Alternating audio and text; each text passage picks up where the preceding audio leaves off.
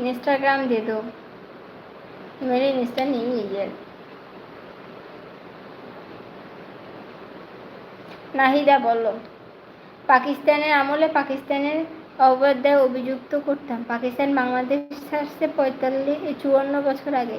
গত 54 বছরে কি বাঙালি জাতি অন্য বাঙালিদের সাথে অন্যায় নিপীড়নমূলক আচরণ? আচ্ছা, কি বলছে? পাকিস্তান আমলে পাকিস্তানিদের অপবাদ দায়ে অভিযুক্ত করতাম।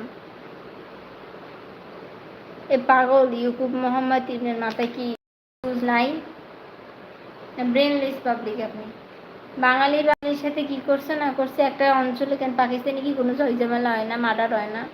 যেমন কিছুদিন আগে ওই যে একটা অ্যাক্টার্স মেয়েকে অ্যাক্টার্স না তো ওই যে ইনফ্লুয়েন্সার মেরে ফেলছে, চাস্তো ভাই এসে এটা মেরে ফেলছে না, স্বাভাবিক বিষয় না? একটা একটা শহর একটা মানে একটা দেশে অকারেন্স করতে পারবে, দুনিয়ার সবাই একালে ফেরেস্তা নাকি?